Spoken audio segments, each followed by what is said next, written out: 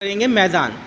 मैदान क्या है? निम्न और लगभग समतल भूमि को मैदान कहते हैं। जो भूमि बिल्कुल क्या होती है? समतल होती है। ये सबसे नीचे होती है। पर्वत तो ऊंचे होते हैं, हमने पढ़ा, पठार भी ऊंचे होते हैं, लेकिन जो निम्न भूमि है, जो नीचे की भूमि है, या जो लगभग समतल है, समतल का मतलब बिल्कुल प्लेन, ठीक है ना, तो उस ऐसी भूमि को हम क्या कहते हैं? मैदान कहते हैं। मैदानों का निर्माण पर्वतों से आने वाली नदियों द्वारा लाई गई मिट्टी से हुआ है। ये जो मैदान वाला हिस्सा है, उसका निर्माण कैसे हुआ, ये बना कैसे है? तो पर्वतों से जो नदियाँ आती हैं ना, नदियों के नाम पता है कौन कौन सी? जैसे गंगा हो गई, ब्रह्मपुत्र हो गई, ये नदियाँ होती हैं जो पर्वतों से आती है, ठीक है।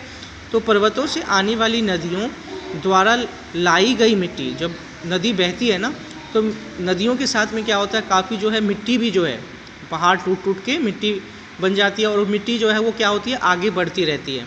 तो उन मिट्टियों से हुई है जो नदियों के द्वारा बहाकर लाया गया है। नदियाँ पर्वतों के ढालों पर नीचे की ओर बहती है। नदियाँ किस ऊपर से नीचे की ओर बढ़ेगी? हमेशा पानी की ढलाव किधर होता है? ऊपर से नीचे। तो वही कह रहा है, नदियाँ पर्वतों के ढालों पर नीचे की ओर बहती हुई पर्वतों की चट्टानों को काटती है। फिर वो क्या करती है? चट्टानों को काटती है। वे इन अपरदित पदार्थों को अपने साथ बहाकर नीचे की ओर ले जाती है। जो मिट्टी या जो भी गाद वगैरह उसके अंदर होता है, उनको कहाँ ले जाती है? वो नीचे की ओर ले जाती है।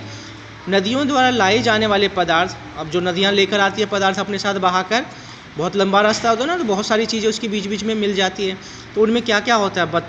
पत्थर, बालू तथा सिल्ट आदि के नदी घाटियों में जमा होने के कारण मैदानों का, फिर जब वो आगे बढ़ती रहती है तो स्टार्टिंग में क्या होती है? जो नदियाँ होती हैं उनकी जो बहाव होता है बहुत तेज़ होता है, उसके साथ जितने भी पत्थर होते हैं, बालू या सिल्ट, वो बहने लग जाते हैं। जैसे जैसे वो आगे बढ़ती है ना, उसकी जो चाल होती है वो धीमी होती चली जाती है, और जब उसकी चाल बहुत कम हो जाती है, वहाँ पर लाकर वो क्या, ये जो पत्थर, बालू और सिल्ट होते हैं वो इकट्ठे होने लग जाते हैं, ठीक है ना।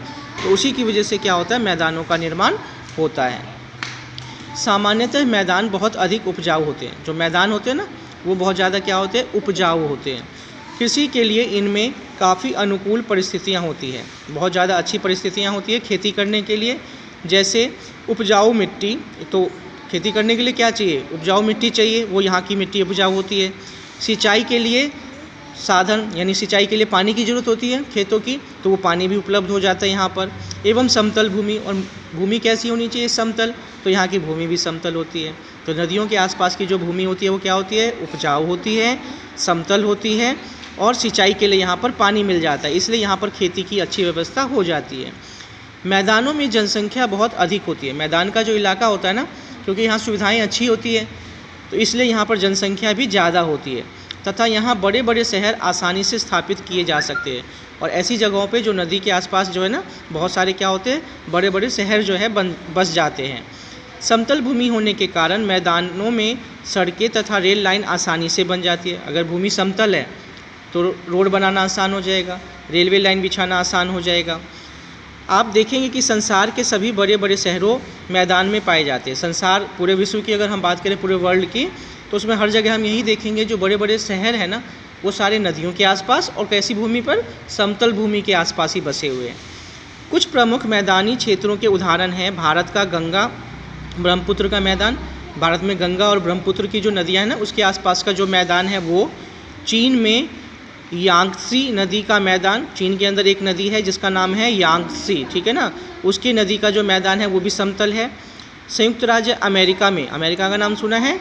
संयुक्त राज्य अमेरिका, USA जिसे हम बोलते हैं, उसमें मिसिसिपी नदी का मैदान, वहाँ पर एक नदी है मिसिसिपी बोलते हैं संयुक्त राज्य अमेरिका में, उसके आसपास का मैदान भी इसी तरह का है, ठीक है, समतल भूमि। प्रायः समुद्र तटीय क्षेत्रों में संकरे मैदान पाए जाते हैं। जो समुद्र तटीय क्षेत्र होते हैं वहाँ पर कैसे मैदान होते हैं? संकरे क्षेत्र होते हैं।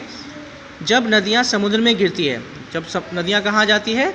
समुद्र के पास आ जाती है, तो समुद्र में गिरने से पूर्व वे अपने मुहाने पर उपजाऊ डेल्टा बनाती है। जब वो समुद्र में गिरने लग जाती है ना, तो उसके जो मुहाना, जहाँ पर वो मिलता है, वहाँ का जो मुहाना यानी जो किनारा होता है जहाँ पर वो मिलती है, उस जगह पर एक डेल्टा बनाती है। नदियाँ क्या बनाती हैं? डेल्टा कहाँ बनाती है? जहाँ पर वो समुद्र के से मिलती है। नदियाँ, जितनी भी नदियाँ होती है ना, वो निकलती है एक जगह से और फिर कहाँ जाकर मिलती है? समुद्र में मिलती है। समुद्र में जहाँ मिलती है उस जगह पर वो डेल्टा बनाती है, मिलने से पहले का जो एरिया होता है। ये भी मैदानी क्षेत्र ही होते हैं, इसको भी हम मैदानी क्षेत्र ही कहते हैं। विभिन्न प्रकार की स्थलाकृतियाँ मानव जीवन को बहुत प्रभावित करती है। अब आपने पढ़ा कि स्थलाकृतियाँ अलग अलग टाइप की होती है, पर्वत, पठार, मैदान, तो ये सब जो है मनुष्य के जीवन को क्या करती है, प्रभावित करती है। जैसे अभी हमने पढ़ा कि अगर ज़मीन उपजाऊ है, नदी के आसपास है, वहाँ पर सिंचाई के भी साधन उपलब्ध है, तो वहाँ पर लोगों की जो बसावट होती है वो ज़्यादा हो जाती है। पर्वतीय क्षेत्रों में रहने वाले लोगों का जीवन कठिन होता है, लेकिन जो पर्वतीय क्षेत्र होते हैं, जो पहाड़ी इलाके होते हैं, वहाँ पर लोग आसानी से नहीं रह सकते, क्योंकि वहाँ सुविधाएं कम होती है ना, वहाँ पर रोड अच्छे तरीके से बन सकते हैं, सामान को आने जाने के लिए भी उनको काफ़ी ऊंचाई पर जाना पड़ेगा, फिर निचाई में जाना पड़ेगा, ठीक है। तो लोग छोटी छोटी बस्तियों में रहते हैं, वहाँ पर जो होते हैं ना पहाड़ी इलाकों में लोग छोटी छोटी बस्तियाँ बनाते हैं।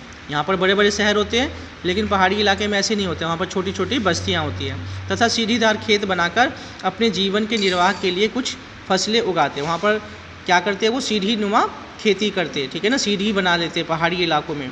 मैदानी क्षेत्रों के लोगों का जीवन आरामदायक होता है, मैदानी क्षेत्र में जो लोग होते हैं उनका जीवन काफ़ी आरामदायक होता है। यहाँ घनी बस्तियाँ पाई जाती है, बस्तियाँ कैसी होती है, घनी होती है, तथा यातायात के अच्छे साधन होते हैं। मैदानी क्षेत्रों में प्राचीन सभ्यताओं का उदय हुआ। जो मैदानी क्षेत्र है ना, उसमें पुरानी कुछ सभ्यताएं हैं, उनका उदय भी कहाँ पर हुआ, मैदानी क्षेत्रों में ही हुआ है। जैसे नील घाटी की सभ्यता, सिंधु घाटी की सभ्यता, ठीक है, हुआंगहो नदी घाटी, ये अलग अलग सभ्यताओं के नाम हैं आदि। मैदानी क्षेत्रों में लोगों को जीवन निर्वाह के लिए कठिन परिश्रम नहीं करना पड़ता, ज़्यादा मेहनत नहीं करना पड़ता है। मैदानी क्षेत्रों में उन्हें सोचने विचारने का अधिक समय मिल जाता है, हर चीज़ के बारे में समय मिल जाता है।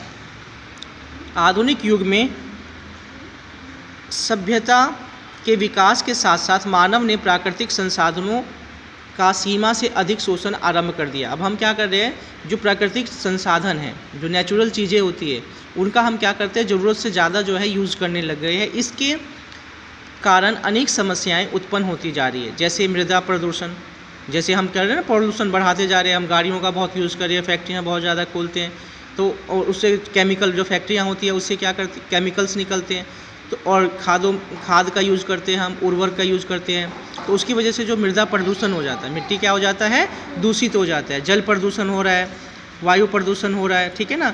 तो हम औद्योगिक एवं घरेलू कूड़ा कचरा नदियों में बहा देते हैं, जो भी हमारा कूड़ा कचरा है उसको भी हम नदी में बहा देते हैं।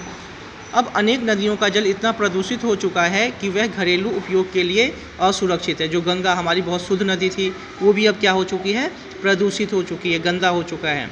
अधिक जनसंख्या, यातायात के आधुनिक साधन, आप देखते हो सड़कों पे कितनी भीड़ होती है, उससे क्या निकलता है, धुआं निकलता है, वो हमारे वायु को क्या करते हैं, प्रदूषित करते हैं। प्रदूषण की समस्या पर्वतीय क्षेत्रों की तुलना में मैदान में अधिक होती है। मैदानी क्षेत्रों में प्रदूषण जो है बहुत ज़्यादा होता है। यदि हम प्राकृतिक संसाधनों का इसी प्रकार शोषण करते रहे तो वे भावी पीढ़ियों के लिए कुछ नहीं बचेगा, तो हमारे पास भावी पीढ़ी के लिए कुछ भी नहीं, यानी आने वाले फ्यूचर में लोगों को जो है संसाधन की कमी हो जाएगी, ठीक है, संसाधनों की। प्राकृतिक आपदाएं जैसे भूकंप, बाढ़, पता ही है तो भूकंप आते हैं, बाढ़, ये प्राकृतिक आपदाएं होती है, आदि भी मानव जीवन को बहुत हानि पहुंचाती है। परंतु भूकंप, तूफान आदि को हम नहीं रोक सकते, इनको तो क्योंकि ये प्राकृतिक है, ठीक है, तो इसको हम नहीं रोक सकते हैं। लेकिन जो मानव निर्मित जो समस्याएं हैं, जैसे पॉल्यूशन है, वो पॉल्यूशन यानी प्रदूषण, वो क्या है, मनुष्य ने निर्मित की है, उसको तो हम रोक सकते हैं। प्रकृति ने जो हमें भूमि, जल एवं वायु दी है, उसका उपयोग हमें इस प्रकार करना चाहिए कि हम इन प्राकृतिक प्रदत्त वरदानों को अपनी आने वाली पीढ़ियों के लिए सुरक्षित रखें। यानी जो भी चीज़ें भगवान ने या प्रकृति ने हमें दी है, हमें उनको बहुत ही संभाल के यूज़ करना चाहिए, उनको वेस्ट नहीं करना चाहिए, और ये भी ध्यान रखना चाहिए कि हमारे आने वाले जो भविष्य में जो जनरेशन होगी हमारी, उनको भी जो है इन संसाधनों का फ़ायदा हो सके। अब नेक्स्ट में हम पढ़ेंगे पर्वत, ठीक है ना। अभी हमने मैदान के बारे में पढ़ा, अब आगे पढ़ेंगे हम पर्वत के।